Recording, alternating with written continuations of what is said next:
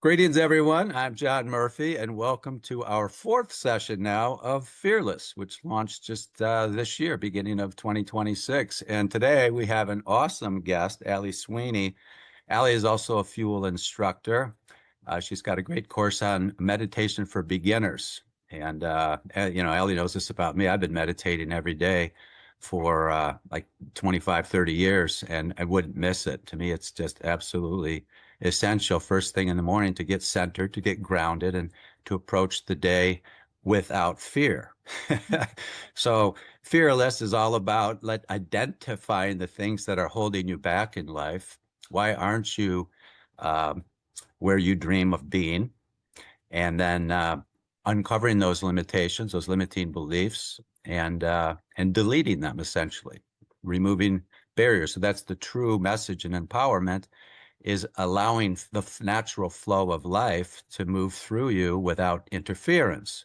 So we get in our own way. We go through life with the brakes on when we accept fear and we don't let it go.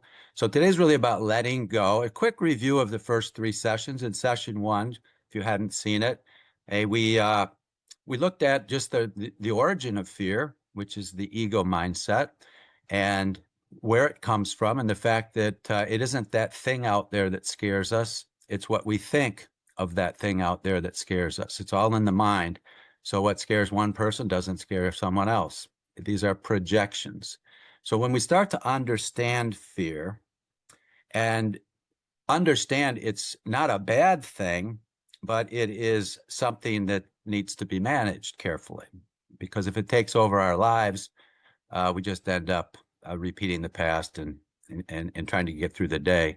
In the second session, I challenged everyone to draw a picture of yourself 5 years out. What do you look like physically? What do you feel like emotionally?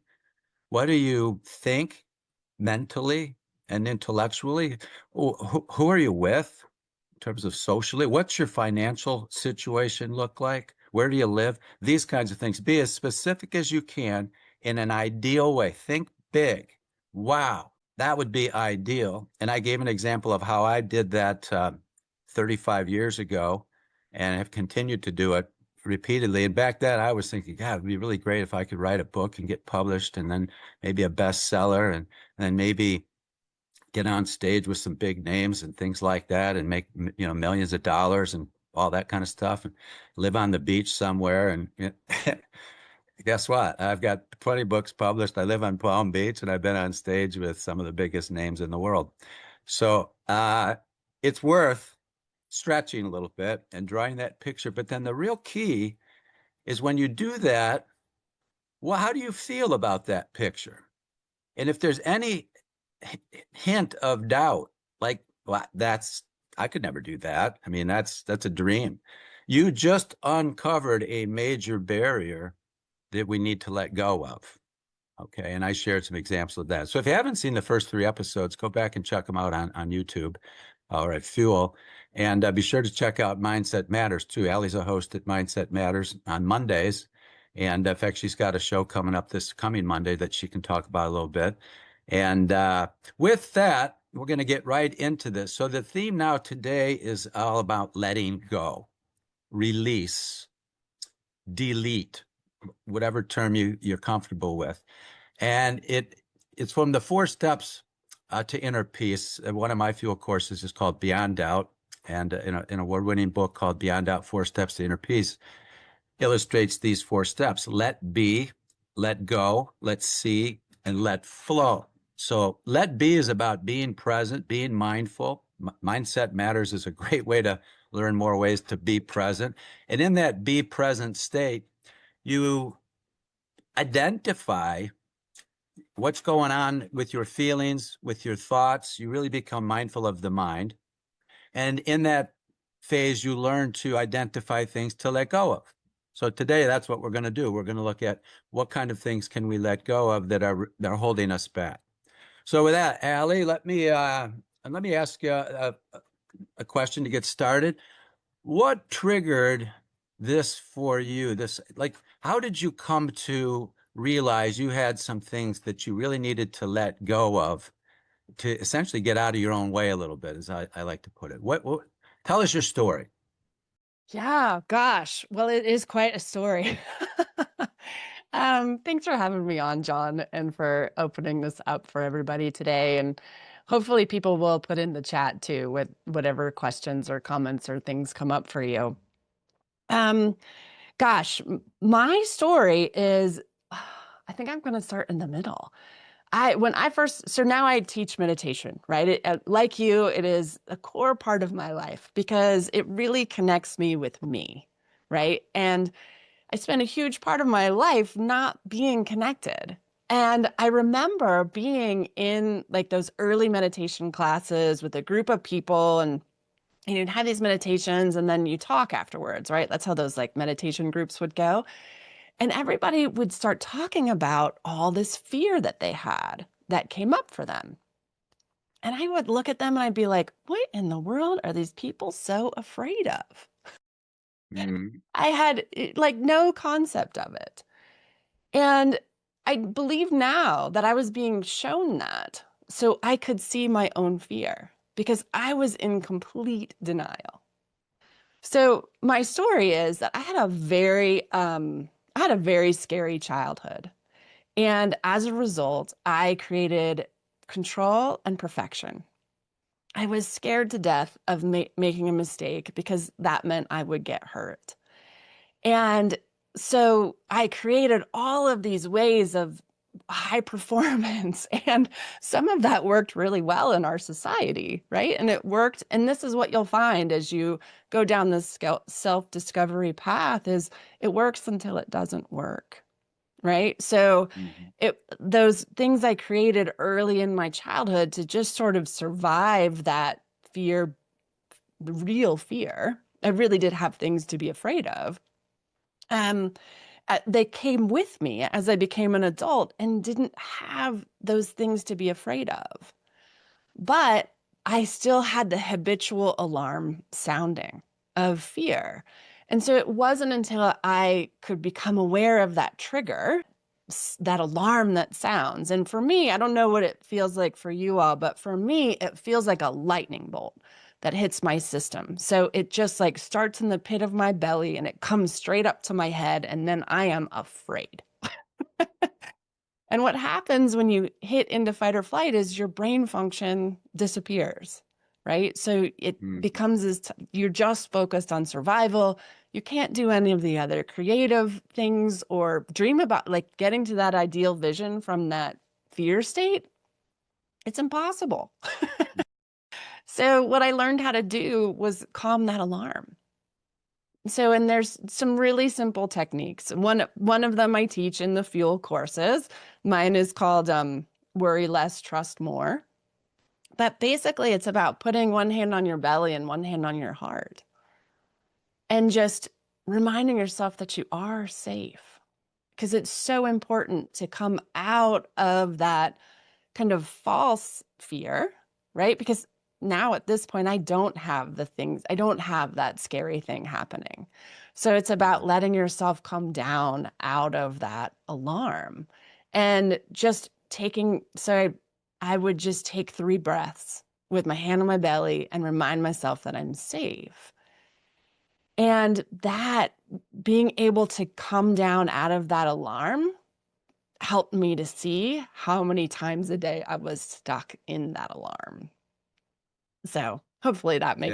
that makes some sense is just in regularly soothing that alarm. And then I think the other thing, one of the tools that's really helpful when you're trying to let go is how you move out of the pattern. So my pattern was to get afraid and then spin in that fear. And what helped me interrupt the pattern was mantras. Mm, So I don't know if you use those, John, but like what ended up happening to me is I spent so much time in fight or flight and fear that my body broke down. So, which is common, right? When you're just in that high intensity state for too long, that's what can happen. And so I got to this place where I really didn't trust my body. And so I turned to more control, more perfection, my old habits. And so my mantra became Thank you, body, for reminding me how good I can feel without having to be in control. And what you're doing when you do that is interrupting that old thought pattern, right? I have something to be Yes. afraid of, to actually what you're looking forward to is just this body that feels really good just because it can. Yeah, you said a couple of things, Ali, I'll comment on that are so Yeah. important. One, just the hand on the heart and on the belly, and the breathing. The key there is to become more present, right? So the mind, the conscious mind, wanders a lot, and I've seen studies where it's not present for more than 11 seconds at a time, and then it's off to tomorrow or Mm-hmm. next year or last Yeah. month. And meanwhile, the subconscious mind, the programmed mind, is running your life. And if there's fear buried in that subconscious program, which of course there is, your conscious mind, your will can say, I'm not going to be afraid, or I am going to do this, or I'm going to stop doing that. I'm going to break this habit. And the subconscious mind's going, no, you're not. Good luck with that. And that's where people struggle. Yeah. So it really isn't about willpower. It's more Mm-mm. about identifying those the, those but baggage, emotional baggage, and the weight that's weighing people down, and releasing it, which is the topic of this. You asked about mantras. I use mantras every day and affirmations, big time. And so one of the exercises I'll challenge the listeners with is write down 20 I ams. I am fill in the blank, not one or two, but 20, and be brutally honest with yourself. And if one of them's something like, well, I am afraid, I'm concerned, I'm worried about the world, I'm struggling with this thing in my life, a child, a parent, Mm-hmm. the government, look at those I ams and be brutally honest. And if there are any that are negative, you've just identified something to delete. I do this every day. I go through 20 IMs, and not one of them is negative. So my IMs would be things like, I am inspired in spirit. In spirit means fearless. You can't be afraid if you're inspired. Mm-hmm. It's It's true. I Mm-hmm. am loving. I am kind. I am compassionate. I am creative. I am bright. I am loved. I am generous. Okay. I am peaceful. I am joyful. You can go on and on and on, but that's how you reprogram your mind, is with positive affirmations. And in time, they begin to overcome these, I am not worthy. That's what I grew up with. Ellie, you Mm-hmm. talked about, Yeah. the struggle you had growing up. I grew up every week in church saying, I'm not worthy. I'm a sinner. If I'm not a good boy, I'm going to go to hell. And you grow up with these fear programs, and you spend the rest of your life there. By the way, most of your programming is by the age of 6. Mm-hmm. I've talked about this before. So if I'm downloaded with a bunch of programs by the age of 6 that I don't even remember really, Yeah. and You don't even know they're there. they're getting in my way, the only way out of that to true freedom and peace is deletion. You so and Ali, you've heard me use this little Zen teaching, but whatever it is you're feeling that isn't great, let's just say, let it in the front door and let it out the back door, but don't invite it for tea. So if you're feeling afraid of anything, don't lock the front door. Don't pretend like you're not afraid. Don't Mm-hmm. resist, because anything you resist, you make stronger. Don't try to block it. That's the conscious will trying to say, well, I can get through this. Yeah. Let it That was me in. sitting in that meditation class Yeah. going, I don't have any fear. Yeah. And then we have to process it. Like, why am I afraid? It's almost like having a conversation with the fear. Yeah. Like it's one component of many of your personality. So tell me, and it's like you're minding your mind. And Mm-hmm. then you're like, okay, it's time to leave, fear, because I've got a job to do. Yeah. I've got to jump out of this airplane with a parachute or, whatever.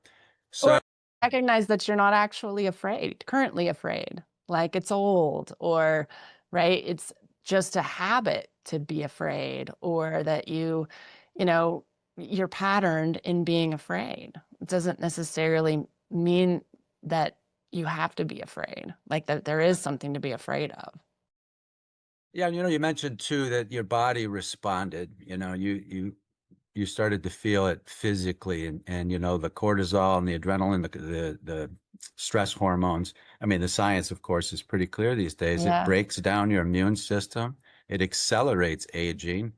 Okay, so it's certainly not healthy to go through life stressing out and afraid. So in your case, you said it really it hits you, and you told me that you want listeners to understand you don't have to wait until you're in the hospital, Right. you had a heart attack or, something like that. So talk a little bit about triggers, if you will, and some of the things that helped you not just identify, but delete or release these fears that you had. Yeah. So triggers are this lightning bolt. Like, so everybody gets really down like on triggers, right? Oh, I got triggered and it was terrible. Triggers are designed to catch your awareness. So they are telling you, here, look here, look here. And so you can use them as a tool to have that conversation with yourself, like John's talking about, and go, what is it about this that is trying to get my attention? So um, it's just this really beautiful. I never, before I learned this about triggers, I was always super frustrated by them. I didn't want to look at a trigger. I just blamed the other person for triggering me. It's not me. Right. But now I can see it as this really powerful tool to catch my attention. So just something I want to encourage people, like now that I've mentioned triggers, right? You'll probably have a week where you notice some. So when you do, be like, oh, what is that? What is going on? This is where curiosity is your best friend. It just get really curious and see what comes to you. And notice, right, that if there's fear there, probably you're drawn to this course, to this class, because you got something going on with fear, right? Mm, So if you notice that fear, like John's talking about, even right now, you could invite yourself into your body and remember a time maybe you felt afraid, or if you currently have some fear in your system, like feel in where is it in your body? And really just let yourself, like for me, it's kind of always in the left side, like right above my hip. And so I just imagine my attention going there and letting yourself sit with it for just a moment. So, and what's important here is you don't sit with it all day. It's like John said, you let it go. yeah. But There- what I learned is that I was afraid of going toward the fear. Like I felt like that would just be too scary for me. But what I learned is that if I just would go to it, it wasn't actually that scary. And then I could just feel the fear for what it was. And what this amazing thing starts to happen when you pay attention to it, it starts to soften. It starts to release. And that's how it goes. Let's go with yeah. actually just your attention. And I think we get afraid of that because it's so uncomfortable. And that's something that in our world, like we're taught to try never to be uncomfortable. But that Mm. just keeps us more uncomfortable because it's Yeah, blocking that healing. Yeah. we talked about certain parts of your body that it will show up in. One of the meditations, one of the many meditations I do regularly, it's a Taoist meditation. And the Tao is all about flow, the great flow of life, right? And aligning with the current. I know you like that word alignment, but this particular meditation is essentially a body scan where you say to your knee that's hurting or your back, or and not just the part that's hurting, but you can literally just sit there and breathe and go through your body. Mm-hmm. And the one word you tell it to do is relax. So hip of mine, right hip of mine, relax. Left knee of mine, relax. heart of mind. You can go right through your glands, your organs, your tissues, your ribs, your bones, whatever. And you are just being present, let be, and you are minding your mind, and your body responds. It really does. So the other thing I wanted to say, and Mike had some great observations here in the chat Yeah. about the positive affirmations. Uh, the first lesson in my course on creative problem solving for Fuel is titled "Prove It." So as a business consultant, I go into companies and they'll say, "We have a problem," John, or somebody tells me they have a problem, and I'll say, "Prove it." And they're like, "What do you mean, prove it?" "Well, show me the data. Let me see the facts." And that eliminates probably half the problems right there because there aren't any. It's just like an illusion. But what I mean by prove it, when you're doing your affirmations and you say, "I am loving," stop and identify one example from the last 24 hours where you proved it. "I am generous." Prove it. And you start to, because when you have evidence that you are capable of these things that you might have doubt about, but you give evidence of it. You're like, "Wow, I was generous with my time yesterday. I gave somebody some time to work something out. Or I bought lunch for somebody, or but Yeah. I am I'm confident. Prove it. What did you do yesterday to demonstrate confidence?" You could go through all 20 or whatever affirmations you have, and if you spend just a little bit of time on evidence, it it's powerful. It's not theory at that point, it's experiential. So and then Mike also said Yeah. here, Ali, I don't know if you see the chat, but Yeah. love the story in the Fuel program. And Ali, love the fear, love dialogue too. The from the IFS. Yeah. What is? Internal family systems, Oh, IFS. okay, gotcha. You want to comment on that a little bit? Oh, well, so IFS is internal family systems. It's about loving all the parts of you. So even if you have fear, like bringing love to the fear. And so that's what this talks about, is just that attention. Um, and so kind of and similar to what you're talking about, the book with IFS is called No Bad Parts. And so when you're talking about having those negative beliefs, right? What if that wasn't true? What if there were no bad parts of you, right? When I learned, someone once taught me that you have inherent worth, right? Just for being alive. And now I call it vital worth. Just for being alive, you are valuable on this time. And so I think that that is if you're having trouble proving it to yourself, right? What if you let yourself trust that it was true, that you were valuable before, to get yourself started on the way to being able to prove it, right? Because sometimes you're so down, at least Hmm. that's where I was, right? Sometimes you have no value, and just believing that just by being alive, it's important that you're here, that you have something to share, something to give, that you're needed. Those are all like, you get to be lovable just because you're alive. Um, that really helped me then be able to fill my bucket a little bit, so then I could give in loving capacities, right? Or that I could love myself and um, be able to prove that to myself. Does that make sense? Yeah, yeah. And we just have, I think, a few minutes left here, Ali. But a question I want everybody to be thinking about, and you can give an example because we've talked about it, and that is just how do you how did you let go of some of these your scary upbringing, and how did you get past that in a practical way? I know you've talked about leaning into it and Mm-hmm. processing it, but what might we share with listeners that could help them identify one fear, one doubt.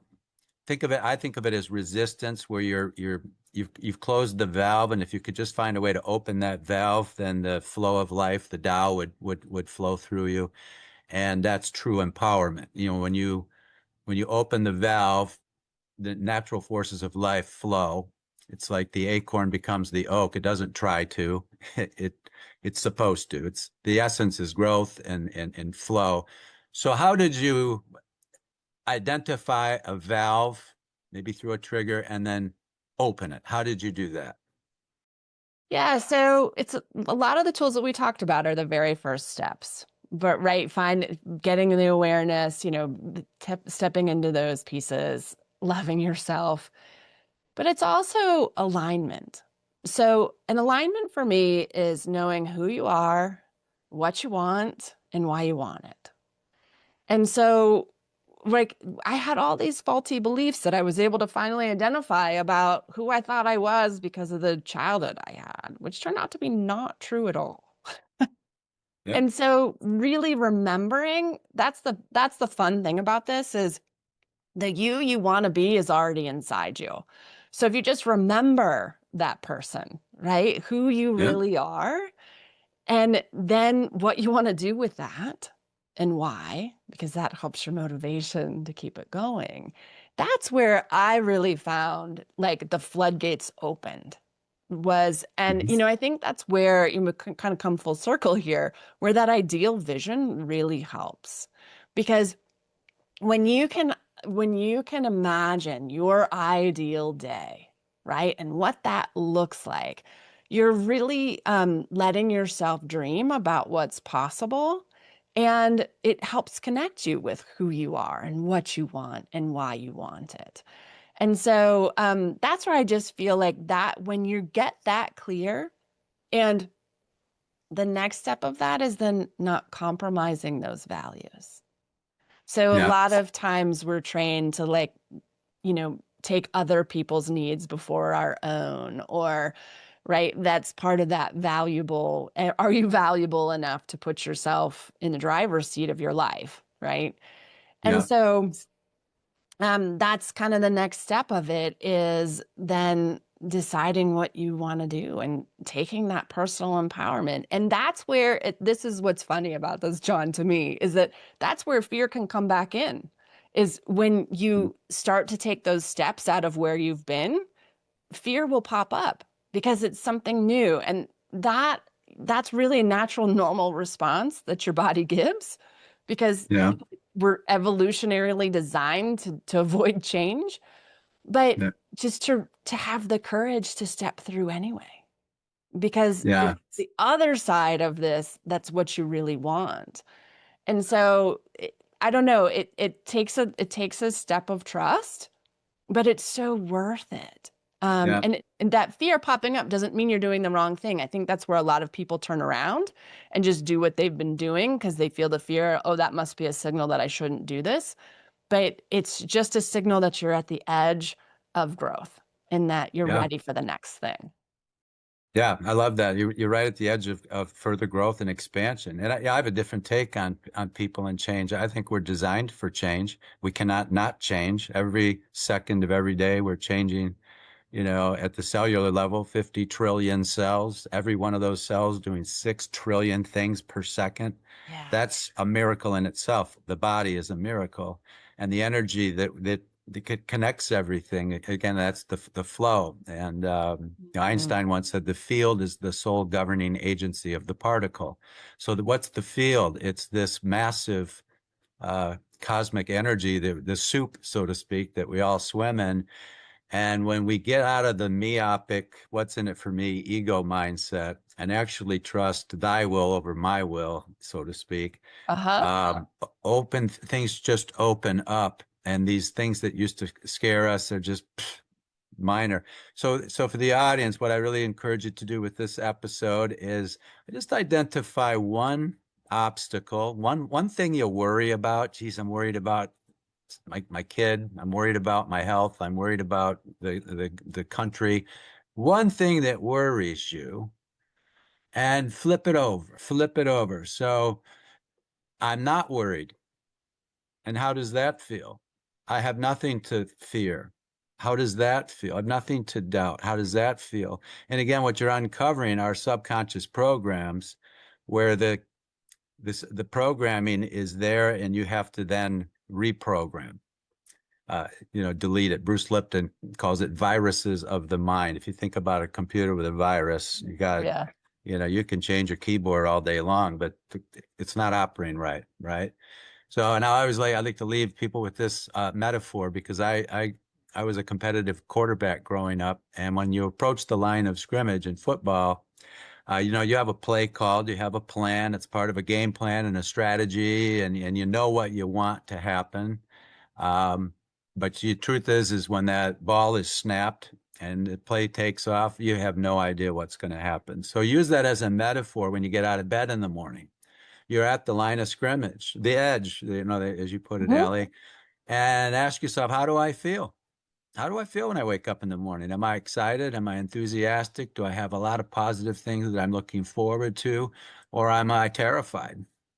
Mhm. Am I worried about some project I got to do or some speech I got to give or an interview I got to go into, whatever that is? And that is critical because if you approach the line of scrimmage in football and you're afraid and you're timid and you're resistant and hesitant, Mhm.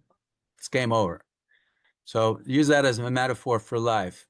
Identify what is it that's, concerning me and why, and have that conversation, but just don't invite it for tea.